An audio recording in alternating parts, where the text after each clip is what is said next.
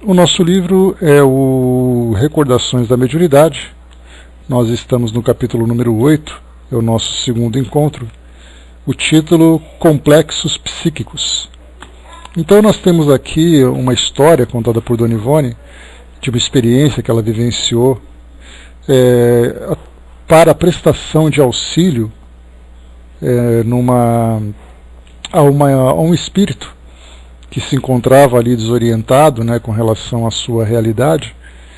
Então, como o próprio nome diz para nós, complexos psíquicos, fala exatamente sobre tudo aquilo que passa na mente de um espírito, aquilo que ele pode criar em torno de si, envolvendo o pensamento, que é uma força transformadora, e o fluido, que é a matéria-prima dessas transformações.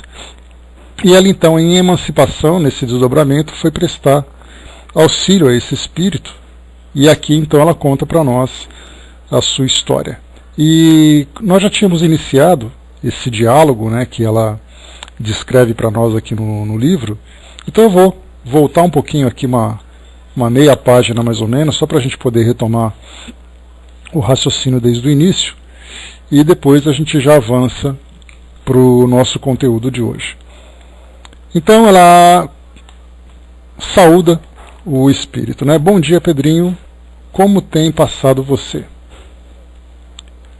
É de notar que as cenas que se seguirão se desenrolavam durante a madrugada, quando já o sono magnético, ou o que quer que seja, era profundo, estando o cérebro já descansado das impressões do dia e isento, portanto, de interferências. No entanto, jamais presenciei escuridão. Sentia-me, ao contrário, alumiada como que pela claridade do penilúnio, o que faz supor tratar da luz própria do mundo invisível, visto que o fato se passava pela madrugada. Sentindo que era dia e esquecendo-me de que ali me encontrava graças a importante fenômeno mediúnico, eu agia naturalmente e cumprimentava o habitante do além como um muito humano. Bom dia, dando-lhe ainda diminutivo para o nome, pois com efeito é hábito meu apelidar os meus amigos com diminutivos para os seus nomes, o que aos desencarnados, de situação sofrível pelo menos, sensibiliza sempre, mas não me atrevendo a tais liberdades com as entidades protetoras. Ouvindo o cumprimento, a entidade sorriu satisfeita, tendo eu então compreendido que ela me supunha uma nova vizinha, daquelas que lhe compravam as pobres hortaliças ou levavam pequenas dádivas que o auxiliassem na sua miséria, e respondeu sem deixar de pelejar com o amarrilho das ervilhas. Bom dia, senhor. Vai-me indo com a graça de Deus. Não ando bom nem nada, senhor. Como a senhora vê, estou cada vez pior. Aqui a gente faz um pequeno retrospecto, lembrando que Dona Ivone comentava sobre um parente que ela tinha e que se encontrava bastante doente, com um problema no duodeno, e também ela via que sofria influências espirituais. Dois casos que nós vimos ali que participavam dessa influência. Um primo dessa pessoa que havia cometido suicídio se encontrava no quarto, exercendo uma influência negativa pelas vibrações, e como nós conversamos, não necessariamente com a intenção de prejudicar, mas trazia um prejuízo secundário apenas pela sua presença. E depois ela comentava também de um outro espírito que tinha características negras e também tinha ali algumas doenças, principalmente com os pés muito inchados e tudo mais, e se deitava numa esteira exatamente no quarto onde vivia esse familiar.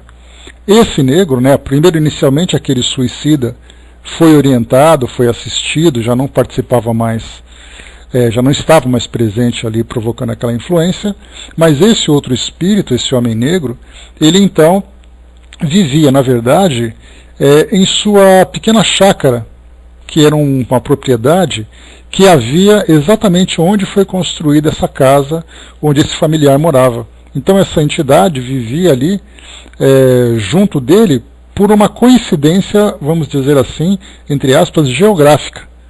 Ambos coabitando o mesmo espaço. Um como encarnado e outro como desencarnado. Então, para que pudesse auxiliar o familiar, havia necessidade, então, de retirar esse espírito de lá. Porque ele havia criado na sua mente, através da sua mente, através do seu pensamento, tinha criado então essa estrutura de onde ele vivia antes da sua desencarnação, que era uma pequena chácara, com galinhas, com hortaliças, com casas. E ele então, na visão dele, na sua mente, ele vivia essa realidade paralela sem se dar conta da sua condição atual. E é então que Dona Ivone, através da emancipação, se faz presente, né, junto a esse cenário onde esse espírito vive, para tentar convencê-lo da nova condição em que ele se encontra como desencarnado. Uma das características que foi apresentado também no início desse capítulo é que ele tinha ali alguma relação com religiões que trabalhavam com esses pactos com espíritos. Então ela dizia, né, nas palavras dela, dentro desse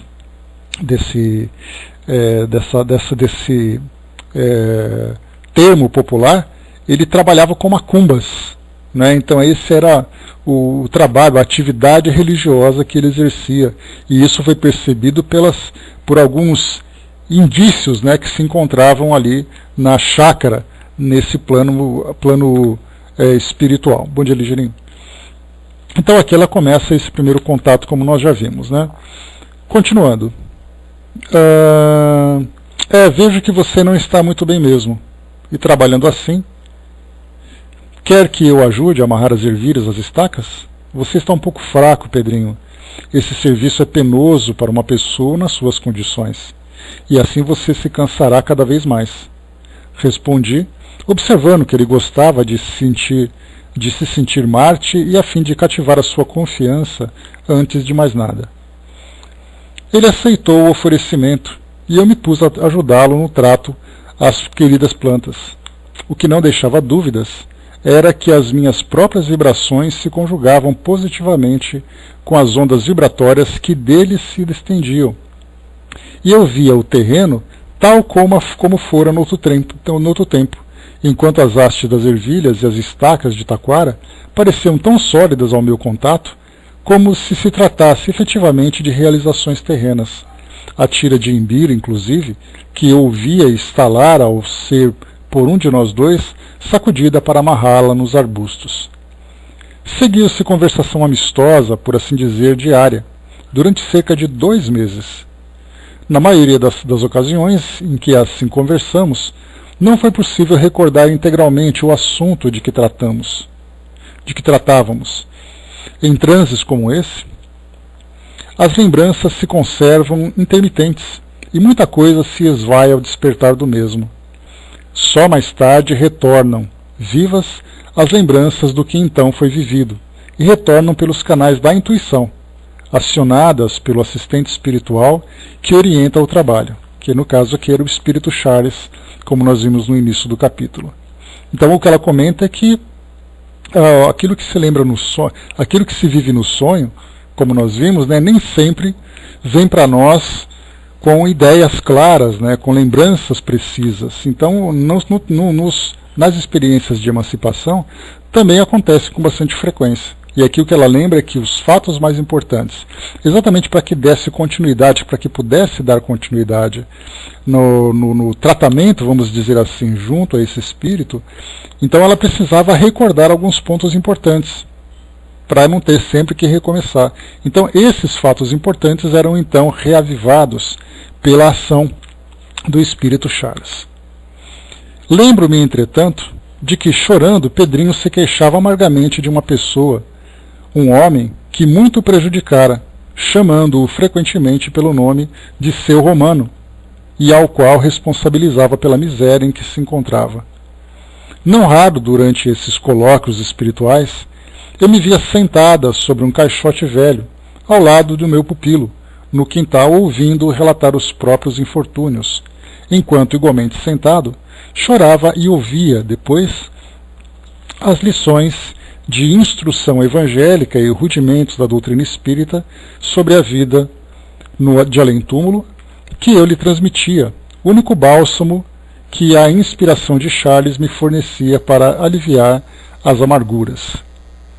Eu lhe falava então da misericórdia de Deus, que não desampara o sofredor que nela confia, ou da bondade de Jesus, sempre pronto a auxiliar os necessitados. Assim, levantando a esperança no seu coração e contando-lhe histórias educativas nas quais Jesus aparecia no esplendor de sua vida prática entre os homens, ou seja, na ação dos seus serviços junto ao próximo.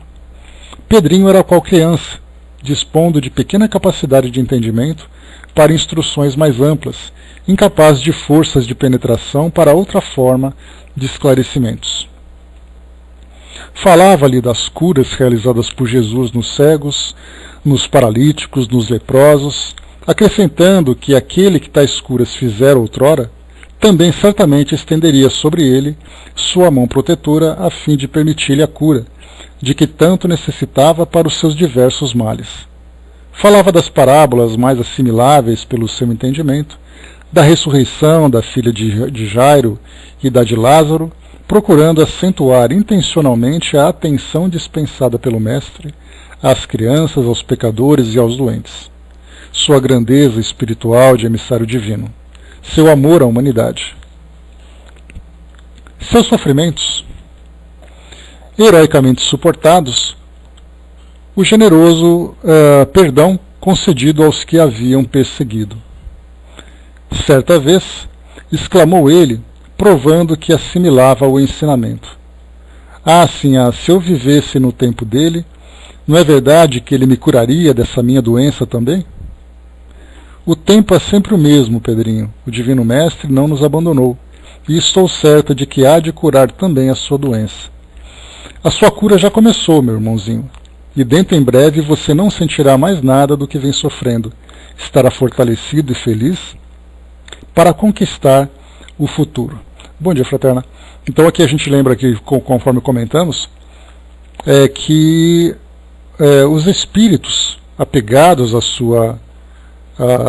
às condições da sua última vivência acabam sofrendo, o reflexo na sua estrutura perispiritual provocado, pela sua mente, muitas vezes representando doenças daquilo que ele vivenciou quando estava encarnado. E esse Pedrinho então trazia muitas doenças ali que provocavam ali um sofrimento muito grande para ele. E continua aqui para nós. De outra feita, porque eu lhe apresentasse explicações sobre o fenômeno da morte, garantindo que nossa alma continuaria a viver para progredir sempre para Deus e jamais se aniquilando nas paragens infernais, riu-se com alegria e declarou: Deus permita que seja assim mesmo, porque eu tenho muito medo de ir para o inferno quando morrer. As intuições que me eram fornecidas, não aconselhavam a surpreendê-lo com a notícia chocante de que ele próprio já não era um homem, e sim um habitante do além. Seria talvez cedo, dado o atraso mental em que permanecia e os múltiplos prejuízos daí derivados.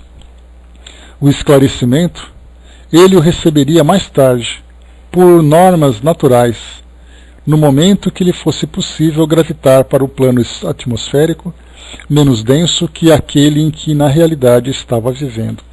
Nós vemos aqui então, já entrando no nosso tema novo, no tema de hoje, lembrando que pacientemente os espíritos aguardam o momento preciso do despertar, do nosso despertar no plano espiritual, evitando qualquer tipo de choque, qualquer tipo de trauma desnecessário. Nesse caso aqui, então, a proposta dessa intervenção de Dona Ivone era exatamente fazer com que ele inicialmente mudasse o seu pensamento, tivesse uma compreensão sobre os ensinamentos evangélicos, aqueles princípios básicos que a doutrina espírita também fornece, para que depois ele naturalmente caísse em si e se desse conta dessa realidade.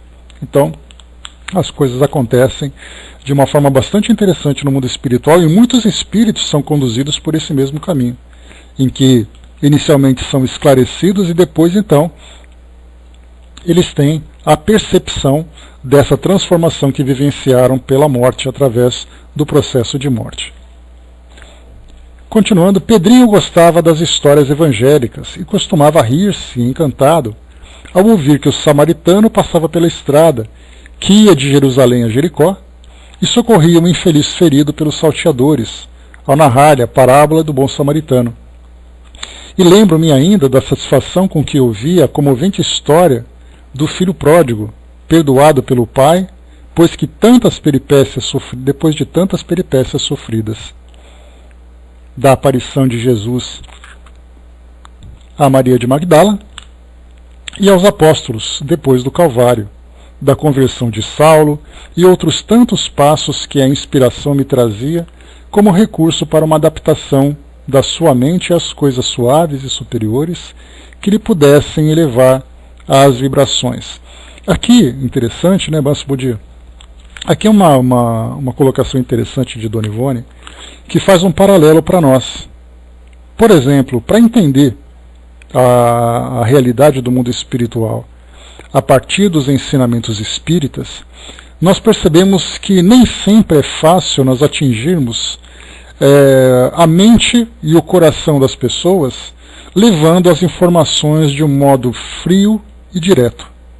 Então, para alguém, por exemplo, que acaba se aproximando da doutrina espírita, nem sempre motivados pela intenção de conhecer, mas, na maioria das vezes, por um processo muito doloroso, de uma decepção, da perda de um ente querido, de uma doença muito grave, seja lá por que motivo for, acaba se aproximando da doutrina, querendo algumas respostas, nem sempre as informações diretas e secas são proveitosas.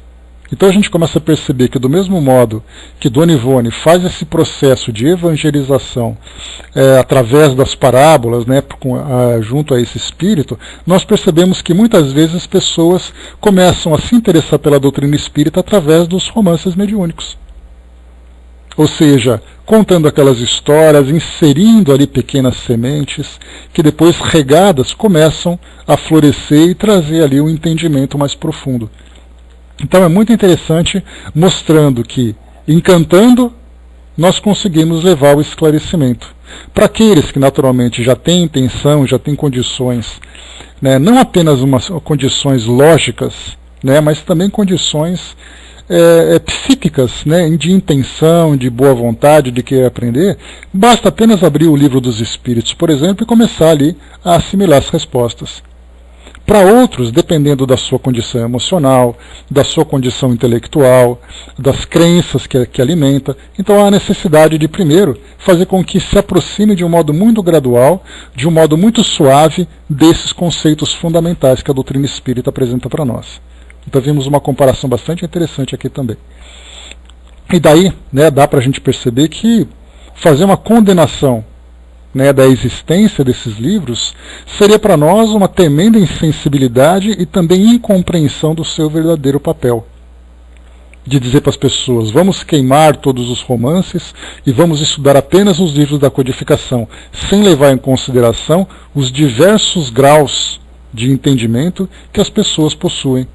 Então, algumas vezes você ler, por exemplo, como já comentamos, Violetas na Janela, é o primeiro passo para que aquela pessoa que nunca teve contato e muitas vezes não tem uma capacidade de compreensão direta sobre aqueles elementos científicos que são apresentados no Livro dos Espíritos, para que ela possa se aproximar entendendo sobre a vida no mundo espiritual, entendendo sobre reencarnação. E lembrando também aquilo que a própria Dona Ivone falou, muitos dos romances que são apresentados não são fictícios, mas são trazidos de um modo romanceado, experiências vividas, né, por espíritos desencarnados. Então podemos ou não concordar, podemos ou não gostar, a realidade para nós traz essas surpresas, de vermos ali, através de uma pequena história, parte da existência, parte da vida de uma pessoa, que viveu aquilo, né, de um modo muito intenso, diga-se de passagem. Então aqui, esse pequeno parágrafo traz para nós uma instrução muito interessante. Continuando. Notava ao demais que o paciente se ia afeiçoando a mim e confiando em minha palavra, sensibilizado e atraído pelo trato afetuoso que eu lhe dispensava. Às vezes chorava, queixando-se de terríveis dores e ardência nos rins, no fígado e no estômago, que o impossibilitavam de alimentar-se. Até que um dia lhe perguntei, enquanto segurava a haste de um pé de ervilhas para que ele o atasse à estaca de taquara. Quer um médico para se consultar, Pedrinho? Essa doença não vale nada, isso é apenas o seu pensamento, que recorda o tempo em que a doença existiu. Deixa eu ver aqui. Existiu, fazendo você sofrer novamente. Contudo, ainda assim, você precisa de certo tratamento para a enfermidade da alma, pois é a sua alma que está doente. Será melhor você ir a um hospital, porque lá haverá conforto, tratamento adequado, enfermeiros para atendê-lo, além de médicos, e tudo será gratuito. Se você quiser, arranjarei sua entrada num hospital muito bom que eu conheço. Mas, respondeu, interessado, não compreendendo o meu intuito, que era afastá-lo daquele ambiente, ao mesmo tempo proporcionando-lhe ensejo de melhoras espirituais. Eu quero ir para um hospital, sim. A questão é encontrar uma pessoa para tratar de minhas galinhas e das minhas plantas. Não posso ir porque, além de tudo, preciso refazer minha hortinha para ganhar alguma coisa. Não posso continuar nessa miséria. Ora, em primeiro lugar está sua saúde, porque doente ninguém pode trabalhar. Eu tomarei conta de tudo para você poder ir. Acaso não confia em mim? Pois, conforme você sabe, eu também gosto de criar galinhas, até já possuí grande criação de galinhas, e também gosto de tratar de plantas.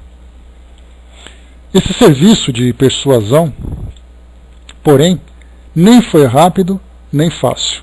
Levou cerca de 2 meses de dedicação e coragem, enquanto meu parente C era submetido a tratamento rigoroso de passes a fim de desintoxicar o próprio organismo das irradiações deletérias da entidade invisível, fortalecendo-se mental e fisicamente a fim de resistir ao delicado complexo. Falamos aqui então da relação entre esse Pedrinho, esse espírito, esse desencarnado, e o C, que era parente dela, que sofria da doença, por si só orgânica, e também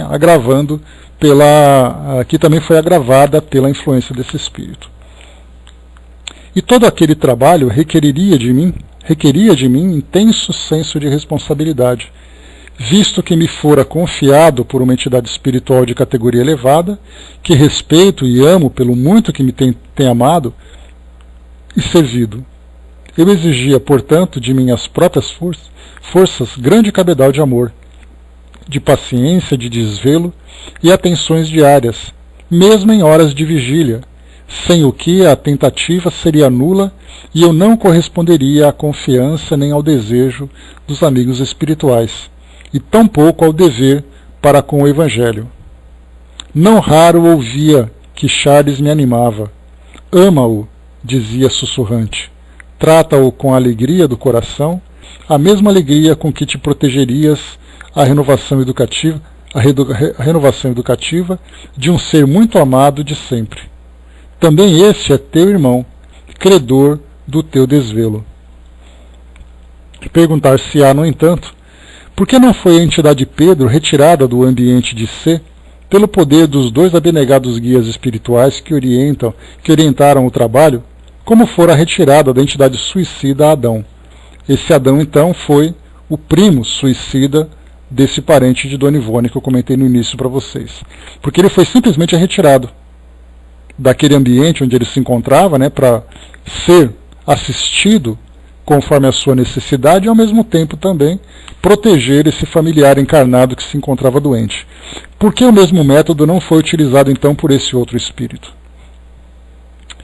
A essa pergunta responderei que, em primeiro lugar, cumpre ao obreiro do Senhor obedecer aos seus dirigentes espirituais, executando as tarefas que lhe foram confiadas e não transgiversar. O mundo espiritual é complexo.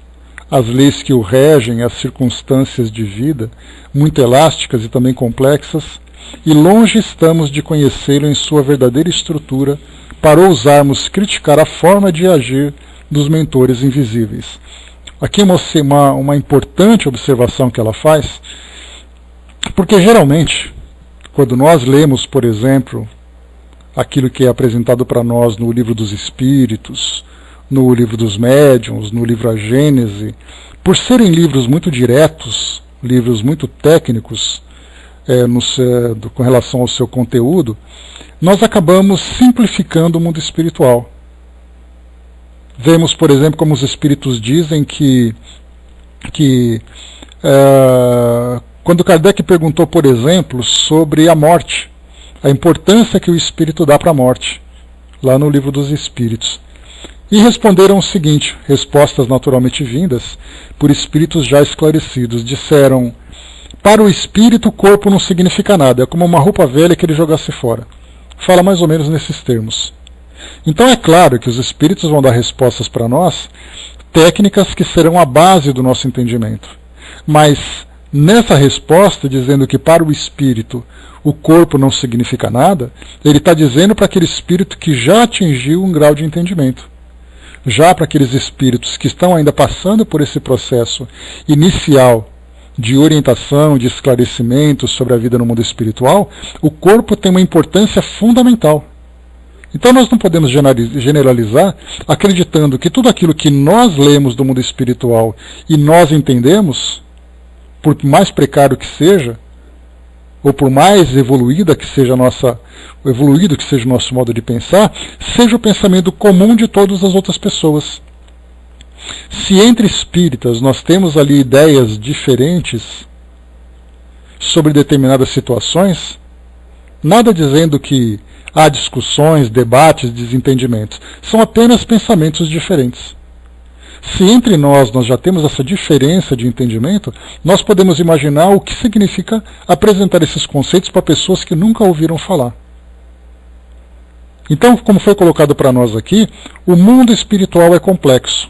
As leis que o regem e as circunstâncias de vida, muito elásticas e também complexas, e longe estamos, bom trabalho, Miriam, e longe estamos de conhecê-lo em sua verdadeira estrutura para ousar criticar a forma de agir dos mentores invisíveis.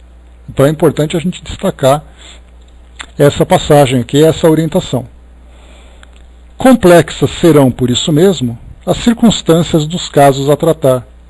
E ignorando a razão porque recebemos uma incumbência e não outra qualquer, o que nos cumpre é obedecer às orientações recebidas e nos alegramos com a honra que do invisível recebemos de trabalhar servindo a causa da fraternidade.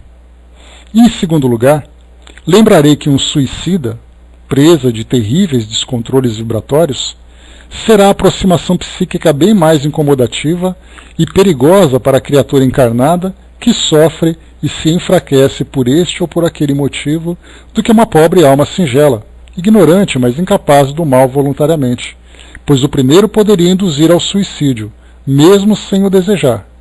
Aquele a quem influencia, ao passo que o segundo, tão necessitado de socorro, talvez ainda mais necessitado que o próprio a quem assedia, estará em melhores condições para receber o esclarecimento necessário para se retirar voluntariamente e não ser expulso ou retirado sob coação. Ao demais, um suicida, tal seja a sua categoria espiritual, não possui nem mesmo condições para compreender advertências doutrinárias. É um alucinado que se debate contra pesadelos incontroláveis, sem noção de senso nem serenidade para refletir e valer-se da própria vontade, razão pela qual será removido do local onde se encontrar, ao mais das vezes a revelia de si mesmo. Entre mentes, eu continuava no labor de evangelização e esclarecimento à entidade Pedro, preparando-o quanto possível para a adaptação à vida do espírito. Já agora, à noite, durante o expediente psicográfico, religiosamente executado diariamente, era-me dado ler temas espíritas, a par dos evangélicos, e convidava-o a se aproximar de mim para ouvir a leitura, pois sabia-o perambulando pela casa e pelo quintal, supondo-se nos labores de sua horta, e muitas vezes viu ao meu lado, neste mesmo aposento onde essas páginas são escritas, ouvindo atentamente a leitura de excelentes páginas, instrutivas e consoladoras. E certa vez à noite, estando eu a executar a Sonata do Luar, de Beethoven, ao piano, fui surpreendida com a presença do mesmo Pedrinho. Sentava-se numa cadeira de braços próximo ao piano, como qualquer ser humano, e com as mesmas vestes rotas e maculadas de terra, o rosto apoiado à mão, ouvia a música com enternecimento e chorava, acrescentando que jamais em toda a sua vida ouvira melodia tão linda e agradável como essa. Ele era como um filho desamparado e necessitado, confiado pelo Consolador ao meu cuidado maternal para os serviços de uma iniciação nas alvoradas do Evangelho, iniciação que seria como o renascimento para fases novas na sua existência de espírito em lutas pela evolução. Aliás, tal modalidade de trabalho não era absolutamente novidade para as minhas tarefas mediúnicas.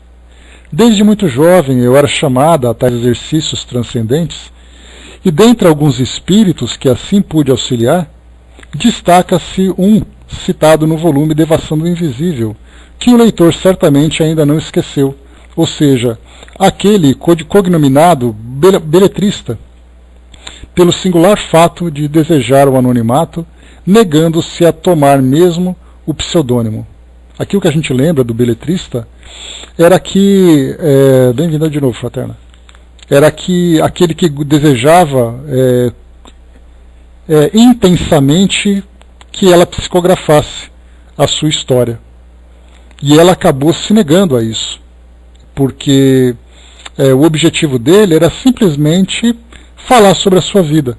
E foi ali que ela comentava sobre o propósito da literatura espírita, que tem como objetivo não trazer um fato do mundo espiritual por si só, mas utilizar esse fato como pano de fundo, como alicerce para todas as instruções possíveis a partir daquela experiência. Então a gente lembra, né, que depois de bastante tempo, alguns anos inclusive, ele retomou contato com ela, agora auxiliando na condição, né, de atendente da área da saúde espiritual. Então, aqui ela conta essa história auxiliando agora o espírito Pedro e também no beletrista anteriormente. Certa noite, porém, durante os trabalhos psicográficos, momentos que, segundo parece,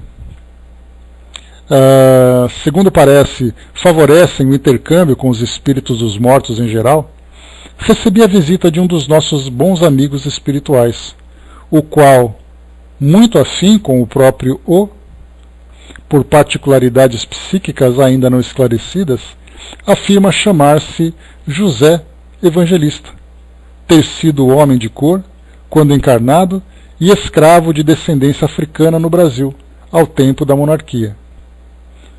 Muito inteligente, mesmo culto, esse espírito conservou-se um enigma para mim durante algum tempo, pois somente nos 2 últimos anos me foi dado conhecer os motivos pelos quais se apresentava senhor de tanta cultura.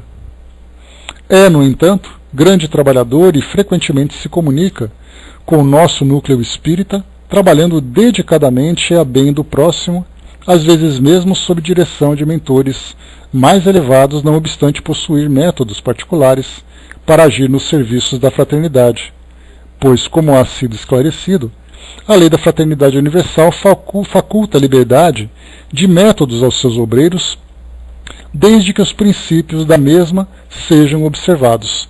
É importante a recolocação dela, falando sobre que no mundo espiritual os fins justificam os meios. Isso, naturalmente, de uma forma muito positiva. Né? Esse pensamento é atribuído a Voltaire, se não me engano, mas não tem nada comprovado. Né? Mas, de qualquer forma, o que importa para nós aqui é o resultado. Então, algumas vezes nós imaginamos, por exemplo, que essa é uma visão que nós espíritas acabamos tendo, se por acaso tivéssemos a incumbência de, através do desdobramento, ou mesmo imaginando, né? Bom trabalho, Marina. Imaginando que nós estejamos desencarnados e tivéssemos que prestar algum tipo de serviço a um determinado espírito, nós imaginamos que, carregando sobre o braço o livro dos espíritos, nós teríamos ali naquele livro todas as respostas para poder esclarecer aquele determinado espírito. Mas o que vale considerar é que muitas vezes aquele espírito não tem nenhuma compreensão e nenhuma intenção de participar do conhecimento espírita. Ele apenas precisa de ajuda. E aí então, como diz popularmente, nós precisamos ter aquele jogo de cintura para poder aplicar a assistência que aquele indivíduo precisa dentro do seu entendimento, dentro da sua linguagem. Arpejo, bom dia. Dentro da sua linguagem. Então ele pode ser de uma outra religião, falemos então sobre a religião que ele possui. Não temos, por exemplo, aquela ideia de que muitas vezes o indivíduo diz que teve ali uma visão de um santo, uma visão de um anjo, uma luz que apareceu para ele e tudo mais. Muitas vezes nós temos ali espíritos dos mais variados conhecimentos, mas que falam para ele, em especial, na linguagem que ele assimila. Então o que vale para nós é utilizarmos as ferramentas mais viáveis para auxiliar nessas tarefas de socorro, como foi colocado para nós. Então aqui continua, dizendo aqui para nós. O espírito José Evangelista, no entanto, em se afirmando ex-escravo no Brasil, não apresentava complexos conservados do estado de encarnação. Por isso que se exprimia naturalmente, sem o palavreado da raça, senão em estilo clássico, pelo menos de modo normal, embora fácil. Afeiçoado igualmente a mim, na noite acima citada, tornou-se visível e fez-se compreender, sussurrando ao meu entendimento. Recebi ordens de nossos mestres para auxiliá-la a retirar o Pedro daqui. Então, o que ela comenta nessa mudança de característica é que o espírito, embora ele tenha a aparência de um ex-escravo, ou de um ex-escravo da sua época, ele não traz ali as impressões mentais, como, por exemplo, aquele jeito característico de falar, como nós, por exemplo, costumamos ouvir, vindo dos espíritos que foram escravos, ou ex-escravos, e que atuam, por exemplo, na Umbanda. Então aquele jeitinho bastante simples, aquele vocabulário bastante característico, esse espírito, por exemplo, mantinha a aparência, mas não trazia nenhuma característica na sua personalidade daquele período. Então, designado para poder auxiliar nesse trabalho. Ele se encontra, diz aqui ainda o espírito José Evangelista, ele se encontra já bastante melhor do ajustamento em que teimava conservar-se, e portanto apto a compreender alguma coisa, porque mais serenado está o seu coração das amarguras que o oprimiam. De outro modo, ele vem prejudicando o ser com sua presença, e a justiça manda que o afastemos agora com um pouco mais de pressa, uma vez que melhorou bastante. Com muita satisfação, meu irmão, aceito seus préstimos, porquanto retirar daqui o nosso paciente realmente não me será fácil, senão apenas confortá-lo, ajudando-o a serenar as revoltas do coração e a voltar-se para Deus a fim de progredir. Respondi reanimada com a presença do excelente servo do bem. José Evangelista apresentava-se de roupagens brancas, conservando, porém, a aparência da cor negra no seu perispírito, visto que sua mente se fixara nesse estado da última existência carnal. Era-lhe grata a assistência de escravo, era-lhe grata a existência de escravo que fora, e por essa razão continuava com aquela cor por livre vontade, pois o perispírito é indene de tais convenções físicas, conforme rezam os códigos da revelação espírita. Nessa mesma noite, retirando-se facilmente do fardo mental, do fardo carnal, conforme vinha acontecendo frequentemente, fui surpreendida com outras confidências de Pedrinho, e delas me recordo com tanta precisão como se as recebera neste momento, não obstante os 7 anos decorridos. Elas, porém, as confidências, foram espontâneas. Nada perguntei, não as provoquei nem incentivei, nem mesmo sequer as desejei, mas uma vez externada, aceitei-as e aqui as transcrevo tais como foram reveladas, por entender que o intercâmbio com o além-túmulo é precioso ensinamento para nós, por apresentarem lições expressivas e impressionantes da vida real, visto que também, com as ilustrações conferidas pelos espíritos sofredores, e não somente com os instrutores de ordem elevada, aprendemos as grandes teses que nos reeducarão o caráter, pois que os primeiros como que nos facultam lições práticas para corrigirem nossa conduta diária. Esse tipo de colocação, né? Bom dia, Nando. Esse tipo de colocação, ou essa colocação, eu também fiz para vocês quando nós estávamos ali iniciando o estudo do livro Céu e Inferno. Ontem mesmo tivemos a oportunidade de relembrar, né, esse ponto, porque quando nós falamos sobre os instrutores espirituais, os espíritos que trabalharam na codificação, nós só colocamos os nomes daqueles que são os ilustres. São Luís, Santo Agostinho, Santo Antônio de Pádua, Platão, né, que também foi citado, Fenelon e tantos né, o Vianney, e tantos outros espíritos. Mas nós não colocamos, por exemplo, né, não lembramos daqueles espíritos sofredores, daqueles espíritos de uma ordem inferior, que, por exemplo, participaram da elaboração do livro Céu e Inferno, trazendo os seus depoimentos, né, dando ali as suas entrevistas. Então, embora eles não tenham uma categoria de instrutores espirituais, eles são espíritos que também colaboraram com a codificação.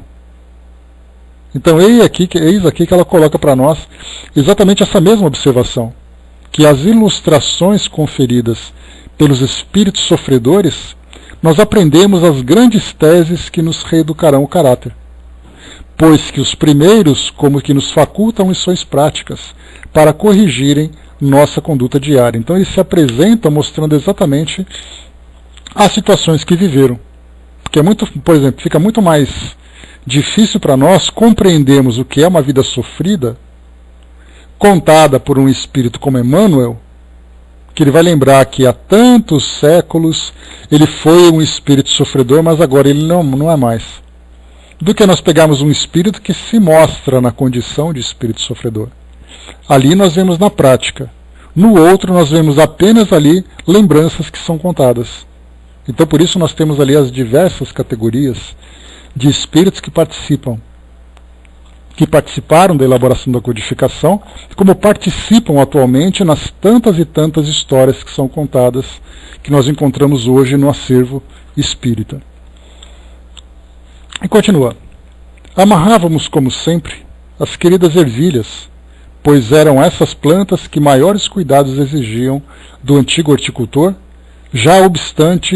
não obstante já se fazer notória a fadiga que se ia apossando dele, levando ao desinteresse pela horta. Chorava enquanto trabalhava, como se as recordações das passadas angústias se aviventassem sobremodo na ocasião. Penalizada, falei-lhe: não chore, Pedrinho. Você, então, não tem fé em Deus? Vamos orar, para que o Senhor nos ajude. Tudo há de melhorar para você. Tenhamos um pouquinho mais de paciência. Sim, minha senhora. Eu tenho fé em Deus, sim, senhora. Deus, nosso Senhor, até é muito bom, na verdade, respondeu chorando. Eu não sei como agradecer tanta bondade que tenho recebido dele. Não vê a senhora, minha senhora, que se eu estou sofrendo tanto assim, também tenho quem me ajude muito, graças a Deus? O culpado da minha desgraça não foi seu Romano. Ou melhor, o culpado da minha desgraça foi seu Romano. A senhora conhece seu Romano? Não, Pedrinho, não conheço não. Pois ele é o verdadeiro Dali, o vendeiro Dali, da rua de cima, um italiano muito exigente e ambicioneiro. Eu tinha uns negócios com ele, quer dizer, comprava no armazém dele os mantimentos para mim, o milho para as galinhas, que era bem pouco, porque elas pastavam bem, o querosene para a candeia, o carvão para cozinhar e o sabão para lavar a minha roupa. os pratos e as panelas. Mas depois eu adoeci. Fiquei ruim, como a senhora não imagina, não pude trabalhar mais, não ganhei nada, pois como era que eu havia de bater enxada e saí por aí vendendo as verduras com a febre que me atacou. Fiquei 3 meses muito mal, sim senhora, mas continuei comprando no armazém do seu Romano, pois então eu havia de passar fome. E as galinhas, então, não precisavam do milho? Mas não pude pagar nada disso com pressa. Então, minha senhora, foi que o seu Romano me fez uma traição tão grande que me deixou na miséria que a senhora vê. Não pense mais nisso, Pedrinho. O que passou não deve ser comentado. Lembrando-se desse triste passado, você se martiriza novamente, sem razão de ser, e piora o seu estado geral. Pense antes em Deus e no futuro, e peça forças para esquecer o seu mal passado e começar vida nova, que será muito melhor do que essa, que tanto o fez sofrer. Acudi eu desejando arredá-lo dos dissabores que juntamente eram os fatores do seu complexo psíquico. Mas ele insistia num desabafo que lhe aliviava o coração. Mas é que a traição foi grande, minha dona. Eu quero que a senhora saiba de tudo, porque até hoje meu coração sangra. Isso já foi há muito tempo, mas não sei mais há quantos anos, não, senhora. Mas agora já vou melhorando de vida, graças a Deus. Estou bem aliviado das minhas dores e posso trabalhar um pouquinho. Faltam as ferramentas para revirar a terra, minha enxada, meu ancinho, minha pá, meu machado. O que o seu Romano fez comigo não se faz com um cachorro. Fique a senhora sabendo. Eu também sou gente, ou não sou? Então por que sou negro e não sou gente? Só ele é que é gente? Porque é alvo? Ele veio aqui, eu estava deitado na minha cama, tiritando com frio de febre. Ele me tirou da cama, fez-me deitar numa esteira velha, dizendo que era mais fresca e boa para a saúde do que a cama. Carregou minha cama, meu colchão, minhas cobertas, minha mesa, meu armário, minhas cadeiras e meus bancos, pois eu tinha a casa muito arrumadinha, porque estava viúvo de pouco tempo. Carregou meu baú de roupa, minhas panelas e meus pratos e minhas latas. Carregou até minhas abóboras e minhas couves, sim senhora, ele fez isso. Carregou os quiabos, os gilós, os cheiros verdes, as ervilhas. Nem as galinhas, nem meus galos de briga e os ovos escaparam da ladronice dele e levou até as minhas ferramentas, tudo para pagar a tal dívida. Então, eu devia tanto assim a seu Romano? Foi ou não foi ladronice dele? Mas eu ia pagar a dívida, sim senhora. A questão era eu ficar bom para poder trabalhar e ganhar o dinheiro. Não era preciso ele fazer isso, não é mesmo? Só ficou aquela esteira velha acolá, porque mesmo o travesseiro foi a vizinha ali do lado que me favoreceu, por bondade. Os vizinhos pediram a seu Romano para não fazer essa maldade comigo, mas ele respondeu com má criação, dizendo que ia chamar a polícia para me levar para o hospital, que eu devia muito a ele e ele não podia perder. Mesmo porque eu não ficaria bom mesmo, nunca mais ia morrer, e antes que outra pessoa arrecadasse o que era meu, arrecadava ele, a quem eu devia muito.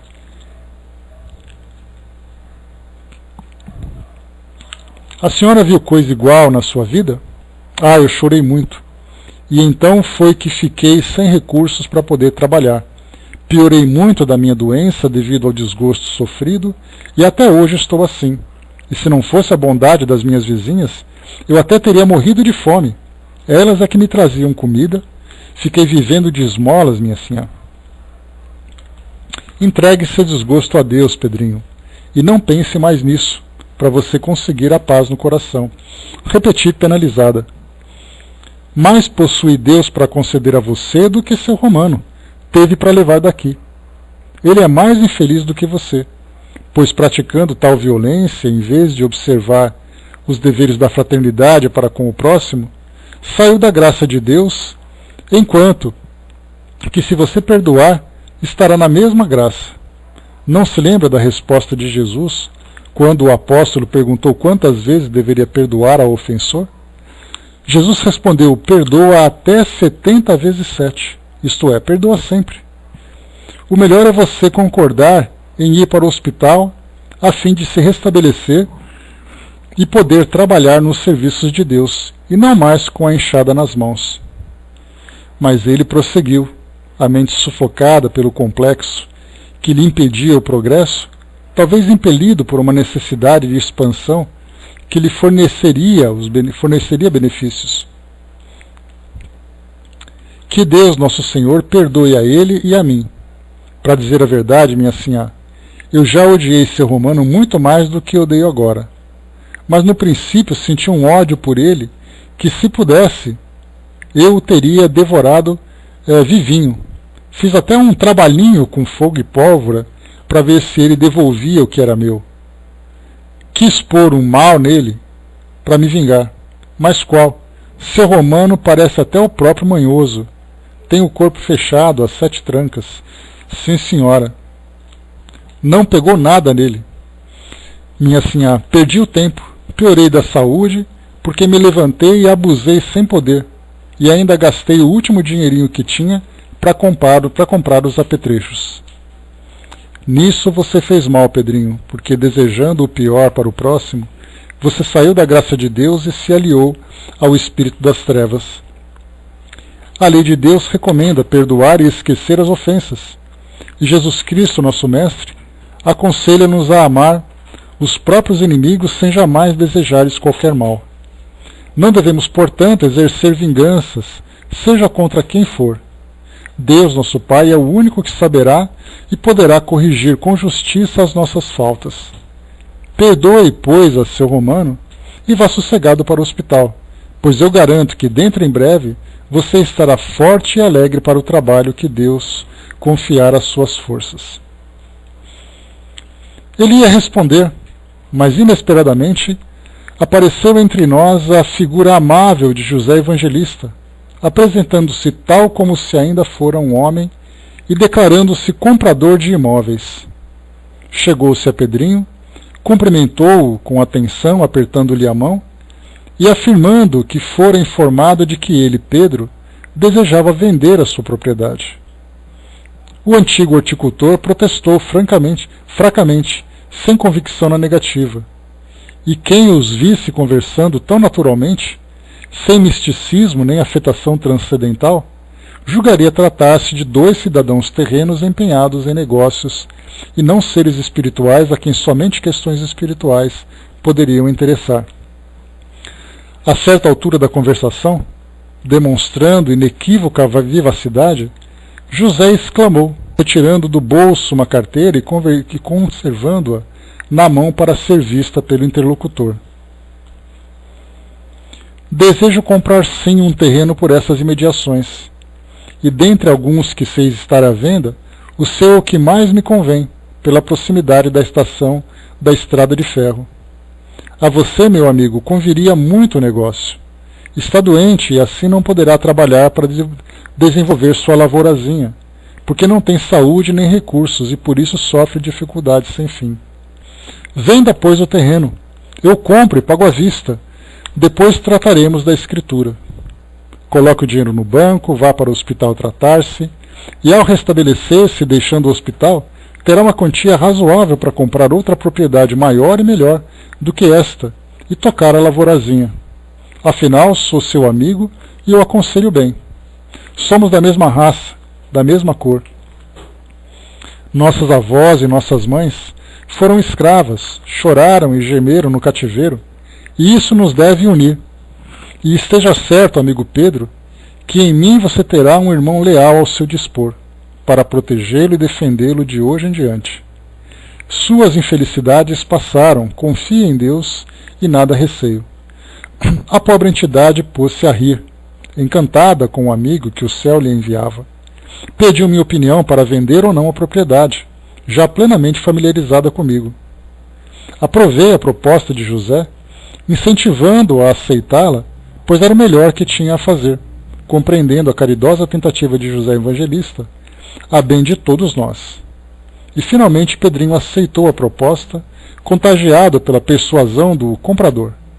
Via então José retirar o dinheiro da carteira e passá-lo a Pedrinho, que o recolheu febrilmente, guardando-o ligeiro no bolso da calça.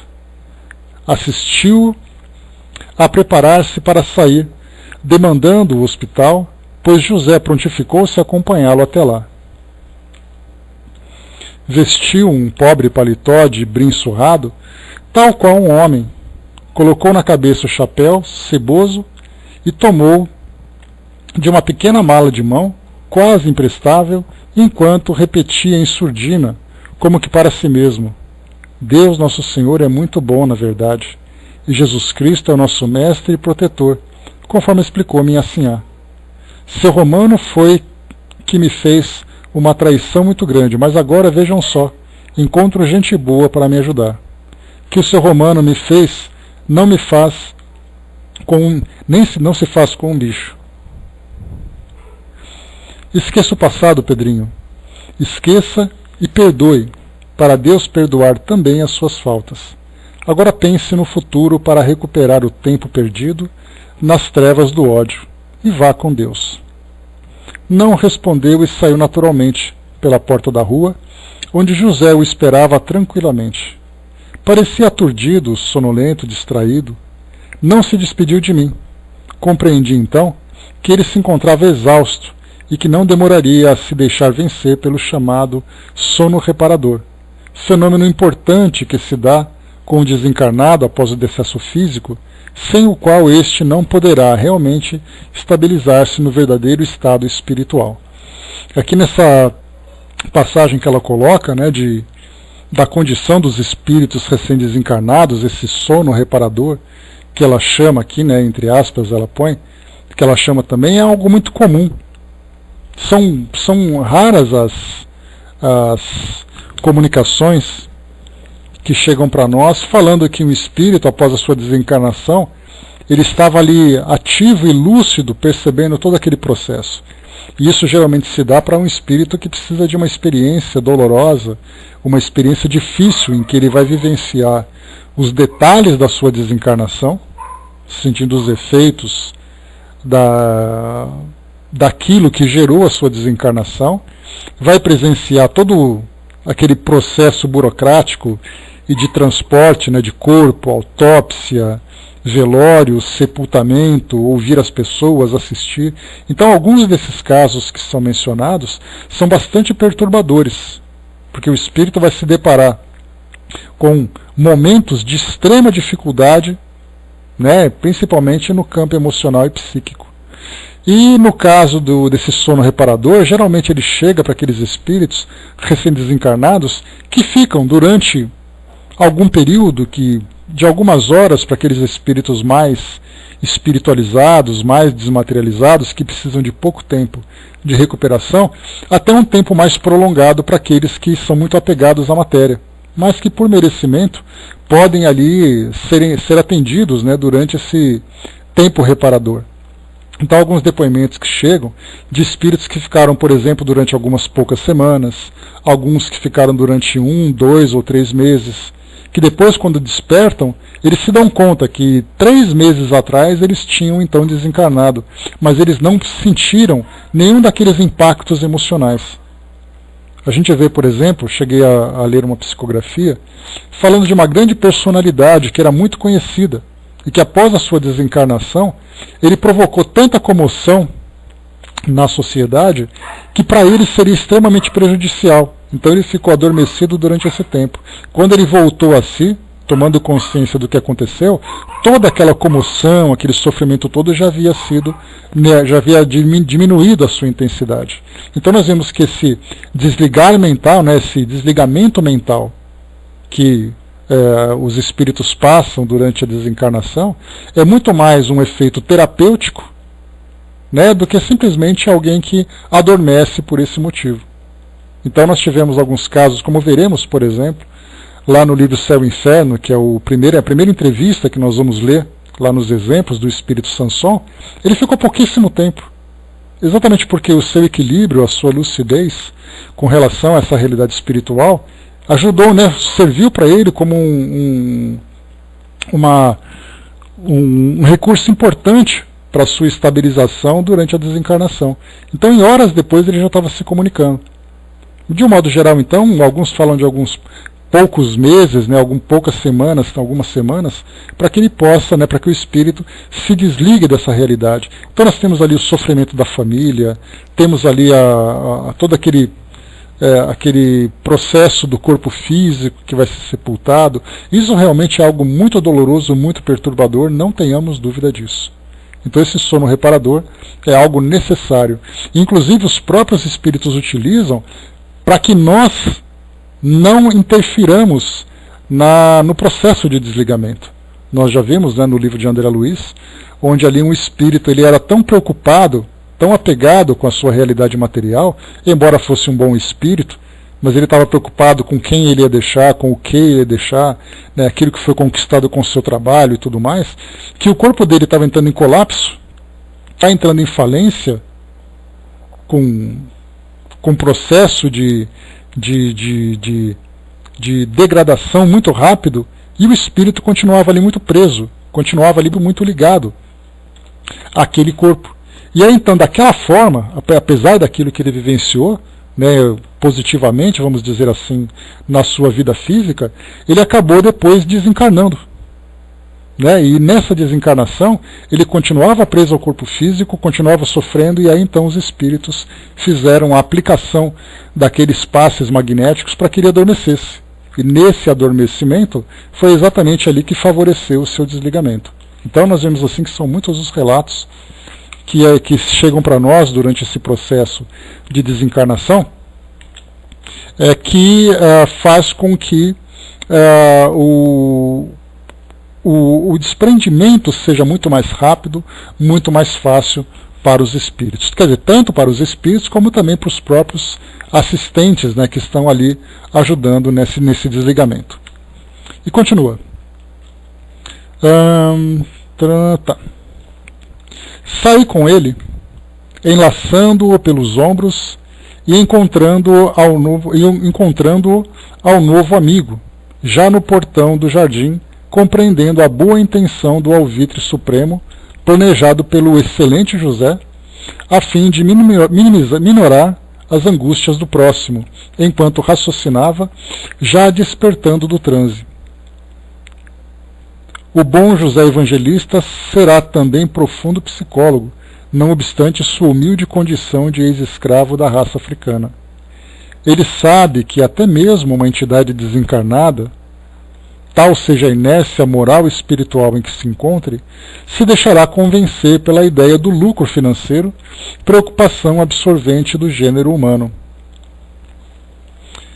Entregue a entidades espirituais consagradas aos serviços de recuperação dos espíritos retardados no processo, Pedrinho foi certamente encaminhado a planos de reajustamento à vida espiritual equivalentes, a hospitais terrenos, e ali melhor esclarecido e confortado para uma reencarnação indispensável, visando a fase nova de progresso geral, e nunca mais obtive notícias dele. Todavia, não o esqueci jamais, e grande afeição uniu, desde então, o meu espírito ao dele, e é com o coração enternecido que registro essas recordações. Essa entidade poderia ter sido pessoa humilde e simples quando encarnada, mas a injustiça humana e o menosprezo da sociedade revoltaram-na profundamente, acendendo a chama do ódio no seu coração. Por isso mesmo, ou seja, porque o ódio o tentou vingar, porque odiou e tentou vingar-se, muito sofreu, tolhida pelas correntes de vibrações desarmoniosas, mas certamente suas falhas foram levadas em conta da ignorância e da penúria em que se movimentou naquela fase da própria evolução. Vai com Deus, dona. Então, nós vimos aqui, para concluir o nosso estudo de hoje, que muitas vezes um espírito ele se apresenta de diversas formas na sua condição moral. Muitas vezes, com o tempo, ele se torna um espírito endurecido, dadas as circunstâncias, né, que ele acabou vivenciando. Outras vezes ele se torna um espírito mau, desfrutando do próprio prazer de praticar a maldade. E outras vezes ele simplesmente supera essas experiências, não se deixando influenciar por essas vibrações negativas. Então o que nós vimos aqui era um bom espírito, mas as circunstâncias fizeram com que ele caísse no erro, né? As dificuldades, as perseguições. Então ele acabou se tornando um espírito nessa condição de desequilíbrio devido às circunstâncias, mas se tivesse outras experiências, certamente, né, de um teor diferente, de um teor mais elevado, com toda certeza ele teria superado isso com facilidade. Foi uma prova, não tenhamos dúvida nenhuma disso, né, um compromisso que certamente ele teve no seu passado. A gente não conhece detalhes da sua história, mas o que nós vimos aqui foi exatamente assim, uma visão daquele momento da sua existência. Recebeu a assistência por merecimento, foi socorrido por merecimento e agora terá a oportunidade, né, de evoluir agora por um caminho diferenciado. Diferentemente de outros espíritos que acabam, né, como a gente lembra, aquela citação do espírito Gregório, lá no livro Libertação de André Luiz, era um espírito que durante muito tempo viveu nesse campo da maldade, envolvendo-se ali, né, com grupos, com interesses, levando de fato o mal, influenciando outros espíritos também. Então vemos a diferença, né? Fazendo uma comparação aqui com a nossa realidade física, aqui do nosso mundo material, nós temos aqueles indivíduos que são, por exemplo, criminosos, porque têm a intenção de praticar o crime, e são aqueles que acabam se envolvendo devido às suas circunstâncias. Né, por exemplo, uma condição de pobreza, uma condição de fraqueza moral, uma determinada influência que acabou sofrendo. Então esse cometeu o erro pela sua fraqueza moral. Outros praticam o erro pela intenção de praticar. No mundo espiritual acontece a mesma coisa. A condição do espírito se dará, né, por diversos fatores ali, de acordo com as experiências que ele vivencia. Então, pessoal, nós paramos por aqui nesse nosso estudo de hoje.